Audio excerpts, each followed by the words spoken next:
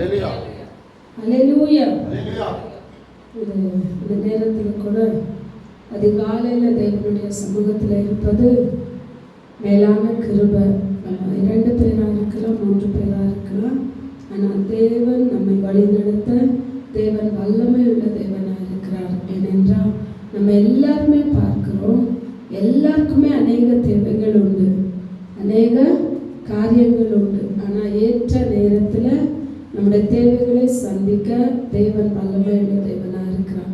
இந்த அதிகாலையில் கூட நம்ம ஒரு சங்கீதத்தை வாசித்தோம், 5வது சங்கீதம்.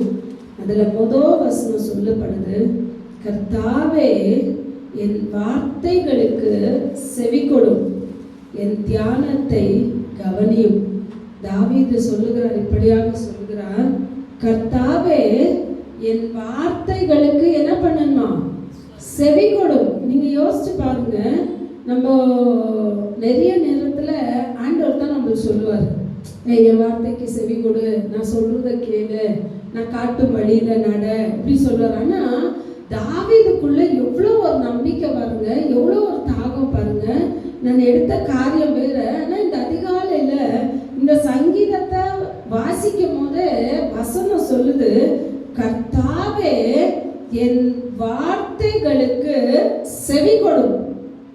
இப்போ தேவன் மனுஷனிடத்துல சொன்னது இல்ல, இது தாவீது தேவனிடத்துல சொல்றாரு, கர்த்தாவே என் வார்த்தைகளுக்கு நீங்க என்ன பண்ணுங்க? செவி கொடுங்க, என் வார்த்தைகளை நான் பேசுங்க. அப்போ ஏதோ ஒரு காரியத்தை தாவீது என்ன பண்றாரு? ஆண்டவரிடத்துல வைக்க விரும்புறாரு. அவர் பெரும்பாலும் பார்க்கும்போது அவர் இந்த உலகத்தின் ஆசீர்வாதத்திற்காக ஜெபித்ததை நம்ம அநேக இடத்துல பார்க்க முடியாது.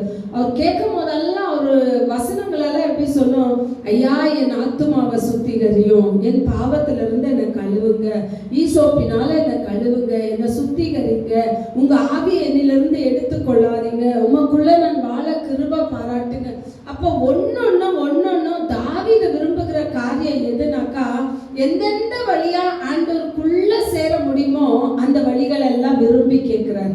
இன்னைக்கு நம்ம ஒருத்தர் 2 பேரா இருக்கலாம், ஆனா இந்த 1 மணி நேரத்தை நம்ம ஆண்டவருக்காக ஆயத்தப்படுத்தி, இந்த அடுத்த வசனம் சொல்லுது ரொம்ப அழகா. இந்த 3 வசனங்களையும் உங்க பாஷையில நீங்க படிச்சு பாருங்க வேணும்னாக்கா. அந்த வசனத்துல முதல் லைன் தொடங்கும் போதே, கர்த்தாவே என் வார்த்தைகளுக்கு செவி கொடும், என் தியானத்தை கவனியும். ஆண்டவர் செவி கொடுக்கிறது மட்டும் அல்ல, தாவீது சொல்றாரு, நீங்க அங்க இங்க எங்கே என்ன பண்ணக்கூடாது? திரும்பவே கூடாது. அங்க இங்க எங்கேயுமே நீங்க போக கூடாது.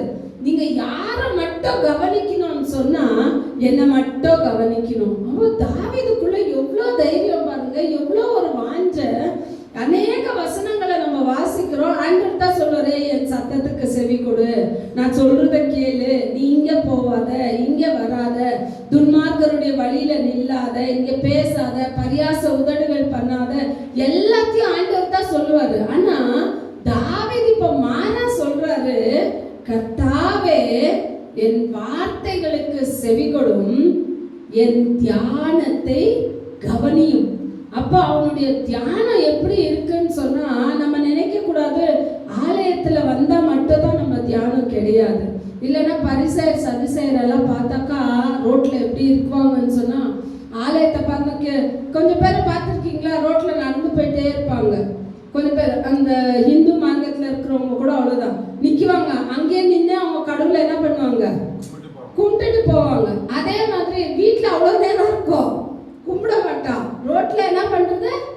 இன்னும் கொஞ்சம் பேரை பார்த்தோன்னா பெரிய பெரிய கேத்தலிக் கோயில் எல்லாம் பார்த்தீங்கன்னா வெளியே சோறு மேல கை வச்சு ஜோம் பண்ணிட்டு இருக்கோம், பார்த்தீங்களா?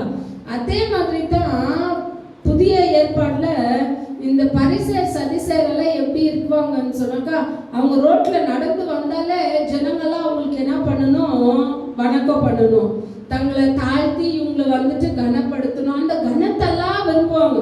எங்கன்னா திருமணமோ இல்லை ஏதோ ஒரு ஃபங்க்ஷன் வீட்டுக்கு இந்த பரிசேயர் சதுசேயர் போனாக்கா சாதாரணமா பின்னாடி எல்லாம் உட்கார மாட்டாங்க. அவங்க என்ன இடம் கேட்குவாங்கன்னா முதல்ல வந்து உட்காரணும். இதையும் ஆண்டவர் கவனிக்க மாட்டாரா? தாவீது அந்த மாதிரி முதல்லான இடத்தை அவர் கேட்கல, இல்ல எனக்கு ஒரு கனம் வேணும்னு கேட்கல. அவர் அவர் சொல்றாரு, என் வார்த்தைகளுக்கு நீங்க செவி கொடுங்க, என்னை என்ன பண்ணுங்க, நீங்க என் தியானத்தை கவனிங்க. நான் எப்படி தியானம் பண்றேன்? நம்ம நினைக்கிறோம் இன்னைக்கு சபையில தான் சில பேர் என்ன பண்ணுவாங்க, நல்லா தியானம் பண்ணுவாங்க, நல்லா ஆராதனை பண்ணுவாங்க.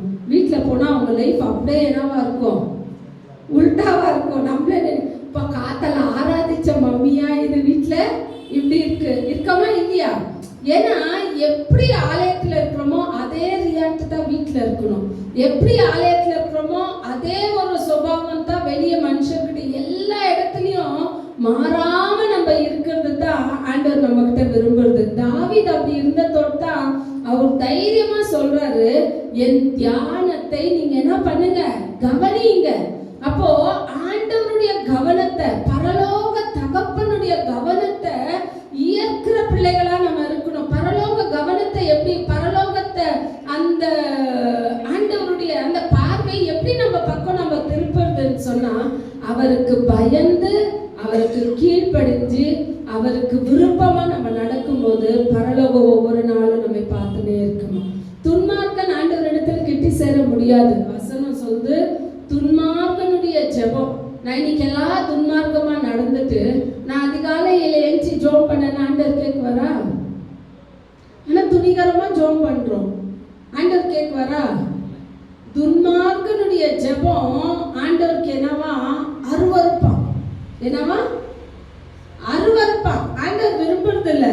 அதை இன்னும் துன்மார்க்கத்தோடு நான் செஞ்சேன்னா அதை இன்னும் அருவருக்கிறாராம். அப்போ நம்முடைய ஜெபம் இந்த பில்டிங் அல்ல, நம்முடைய வீட்டின் கூரைய கூட தாண்டி போகாது. நம்ம ஜெபம் எங்க விழுந்துடணும், நம்ம மடியிலேயே விழுந்துடணும். வசனம் இருக்கு, அவனுடைய ஜெபம் எங்க விழுந்துடுமா, ஆண்டவருக்கு பிரியம் இல்லைன்னா நம்ம ஜெபம் வீட்டை தாண்டி கூட போகாது, நம்ம மடியிலேயே விழுந்துடும்.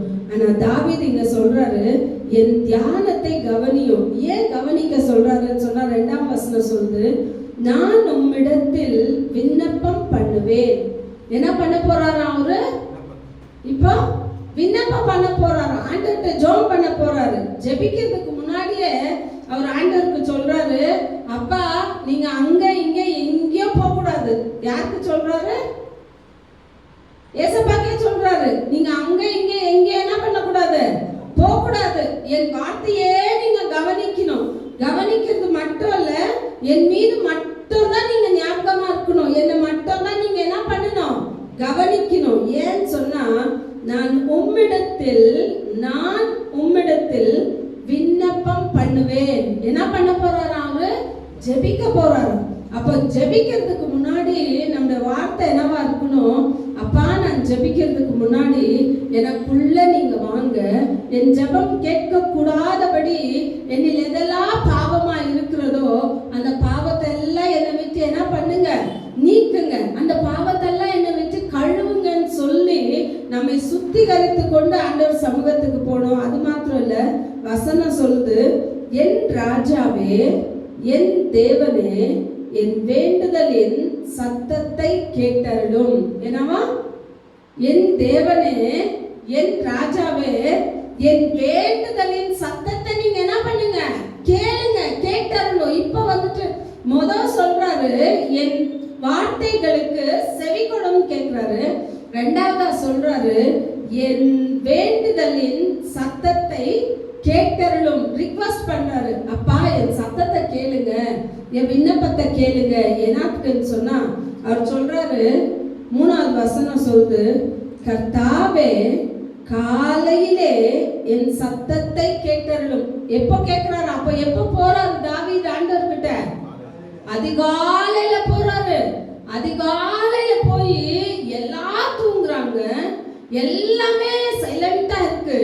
ஆனா தாவீது மட்டும் சொல்றாரு, நான் விண்ணப்பிக்க போறேன், நான் ஜெபிக்க போறேன்.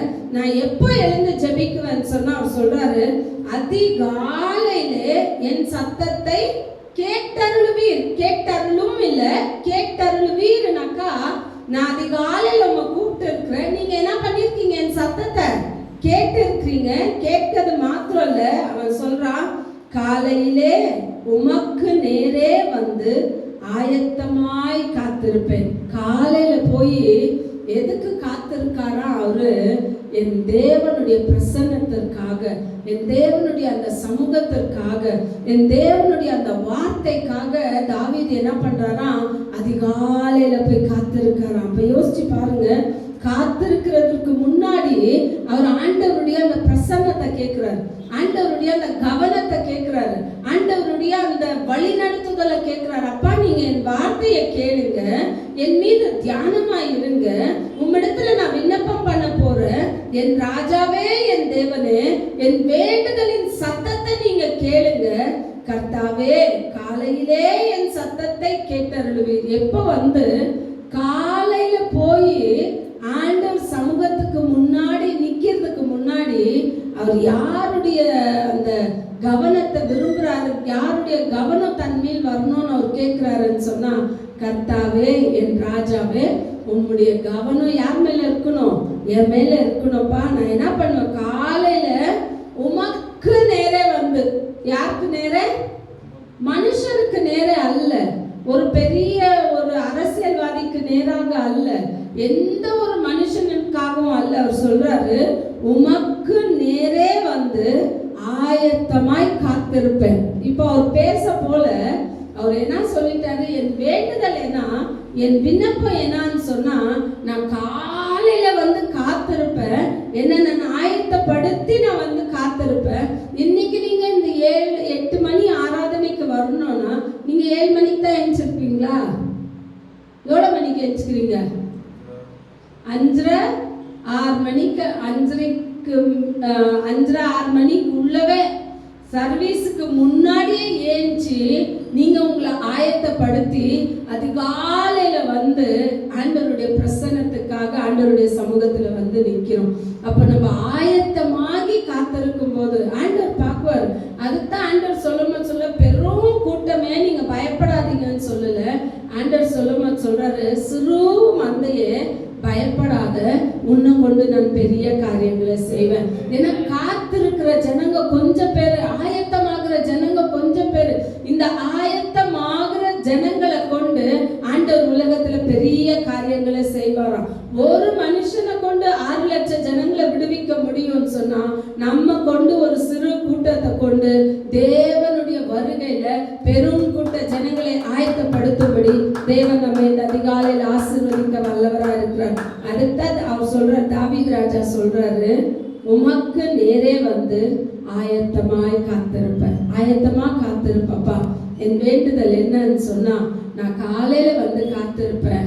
நான் எதுக்காக காத்திருக்கிறேன்னு சொன்னா, என்னில் எதெல்லாம் அந்த கீழே இருக்கிற வசனங்களெல்லாம் படிச்சீங்கன்னாக்கா அவர் சொல்றாரு, உமக்கு பயப்படுகிற பயம், உமக்கு பிரியமான வழி என்னில் உண்டாகட்டும் அப்பான்னு சொல்லி அவர் காத்திருக்கிறது போல இந்த அதிகாலையில எழும்பி ஆயத்தமாகி காத்திருந்து நமக்கு ஆண்டவர் நிறைவான பலனை தர வல்லவராய் இருக்கிறார். தேவன் தாமே உங்களை ஆசீர்வதிக்கட்டும். அல்லேலூயா.